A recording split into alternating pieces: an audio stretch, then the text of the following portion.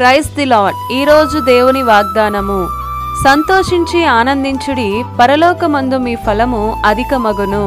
మత్తయి సువార్త 5వ అధ్యాయము 12వ వచనము. నీవు యేసు విశ్వాసివని నీ పైన ఎవరైనా కోపగిస్తున్నారా? యేసు తప్ప వేరొక దేవుడు లేడు అన్నందుకు నిన్ను వేరు చేసి చూస్తున్నారా?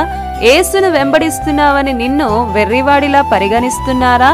యేసుని నమ్మిన నీవు ఒక దానియేలులా ఎదుగు, ఒక యోసేపులా పాపాన్ని ఎదిరించు, ఒక పౌలులా ప్రభువును చాటు, ఒక పేతురులా ధైర్యంగా నిలబడు, ఒక స్టెఫనులా ప్రాణానికంటే ప్రభువును ప్రేమించు.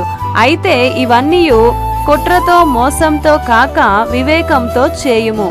ప్రతి దిన ప్రార్థనతో ముందుకు సాగుము.